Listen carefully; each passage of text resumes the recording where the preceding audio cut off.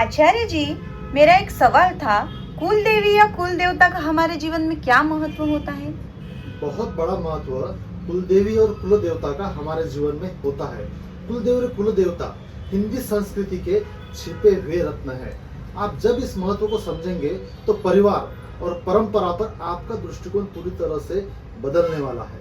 आपको यह जानकर हैरानी होगी, लेकिन 90% से भी ज्यादा भारतीय परिवारों की एक कुलदेवी और कुल देवता है, जिनकी सदियों से यहाँ पर पूजा अर्चना की जाती है। भारतीयों में यह बहुत बड़ी परंपरा रही है। उन परिवारों को मैं बताना चाहूंगा कि आप अगर नहीं जानते कि आपकी कुलदेवी और आपकी कुल देवता कौन से है, तो आपके परिवार पर बहुत बड़ी शुभ ऊर्जा से आप डिस्ट्रैक्ट हो चुके हैं। जड़ से कहीं ना कहीं आप कट चुके हैं। आपको ध्यान देना होगा, जब भी कुलदेवी या फिर कुल देवता का आप पर आशीर्वाद नहीं होता तो काफी सारे संकट हमारे जीवन में देखे जाते हैं, और कहीं ना कहीं हमारे जीवन में जो भी मंगल कार्य घटित होने वाले होते हैं वहां पर भी कहीं ना कहीं ब्रेक लग जाता है। आप अगर जड़ से कहीं ना कहीं आप कट चुके हैं तो आपकी अगर जज बनने की कैपेसिटी है ऐसा आप समझ लीजिए, लेकिन आप वकील बनकर अपने जीवन में रह जाएंगे। तो जीवन में कहीं ना कहीं तो आपको नुकसान उठाना पड़ गया है। जी, इसमें कौन कौन सी परंपराएं देवी देवता खास तौर पर होते हैं? हाँ, बहुत अच्छा सवाल आपने पूछा है। कुल देवता को आप अगर आपके डीएनए के रूप में देख सकते हैं। हर एक व्यक्ति का एक डीएनए होता है। किस परिपाटी से आए हैं, आपका डीएनए क्या है, आप कौन है, यह जानने के लिए डीएनए की टेस्ट की जाती है। वैसे ही आपके जीवन में आप कहाँ से आए, किस परिपाटी से आए हैं, और आपके मन को आपके हिंदू संस्कृति में विष्णु परंपरा, शिव परंपरा तथा देवी परंपरा, यह सारे परंपराएं चली आ रही है। गुरु परंपरा भी उसमें से एक है। अगर आप इसको जानना चाहते हैं तो आपका जो डीएनए है आप पता लगा सकते हैं अपने परिवार पर। जैसे ही आप खास ध्यान देते हैं तो वैसे ही आपको कुल देवी और कुल देवता भी देते हैं। बहुत ही बढ़िया sir, thank you so much, आपने हमें इतना कुछ बताया। मेरा और एक सवाल था, मेरी कुल देवी या कुल देवता कौन से है, मैं कैसे पता करूं? बहुत अच्छे से आप बहुत ही कम समय में पता लगा सकते हैं, लेकिन आपको मैं बता दूं, अगर आपको यह पता नहीं है तो आपके जीवन में बहुत कुछ आपने खो दिया है।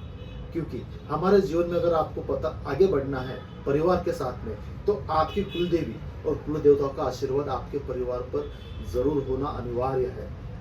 तो आपको मैं बता दूं, अगर आप जानना चाहते हैं तो पुरोहित, संत तथा महाराष्ट्र में भाट, आप इनको सबको जानते हैं। इनके पास में काफी सारा लेखा जोखा हमारे पूर्वजों का है, हमारे देवी और देवताओं का भी है। हम किस परिपाटी से आए हैं, हमारा कुल कौन सा है, हमारा डीएनए कौन सा है, ये सारी जानकारी आपको उनके पास में मिल जाती है। तो आप जरूर इनसे संपर्क करके यह सारा लेखा जोखा जरूर ले सकते हैं। बहुत बढ़िया सर, आपने बहुत बढ़िया जानकारी दी है।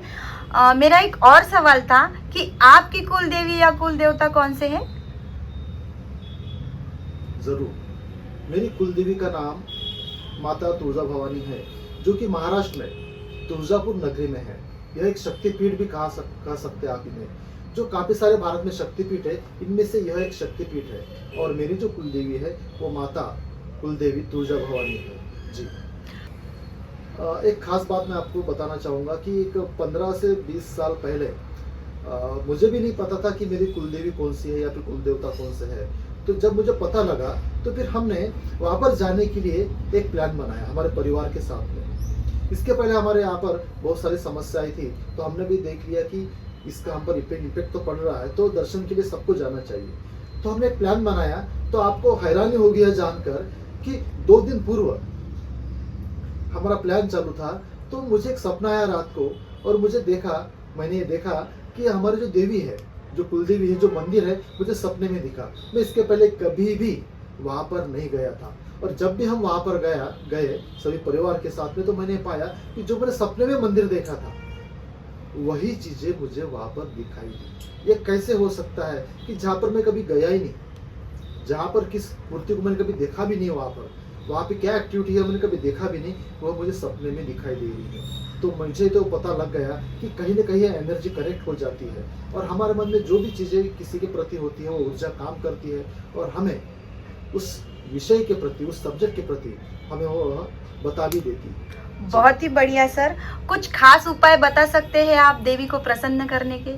जरूर, यह सभी के लिए मैं आपको उपाय बताने वाला हूँ, रेमेडीज बताने वाला हूँ। अगर आपके घर में आपने इसे अप्लाई कर लिया वास्तु के अकॉर्डिंग, तो जरूर आपके घर में सुख शांति धन और समृद्धि जरूर आने वाली है। आप जो भी आपके कुल देवता या कुलदेवी के फोटोज लगाते हैं, गुरु के फोटो लगाते हैं, तो आपके घर में पूजा घर में आप इनके फोटो बड़ी फोटो में लगा सकते हैं। और जरूर आपको ध्यान रखना चाहिए कि जब भी फोटो लगे तो यह भी किसी भी प्रकार का हार्मफुल इफेक्ट उसमें से ना आए।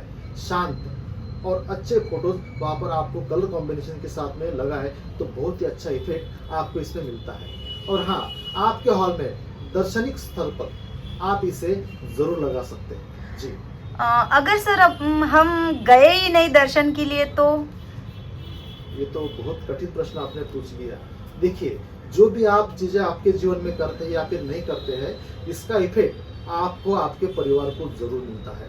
आपके पास मोबाइल होगा, आप जब भी मोबाइल यूज करते हैं तो उसमें क्या होता है, एक सिम कार्ड होता है, आपको मोबाइल नंबर मिलता है। हाँ। इसके बाद में उसमें बैटरी भी होती है। और यह सब होने के बाद में आपका कॉल नहीं लगता जब तक रेंज ना हो।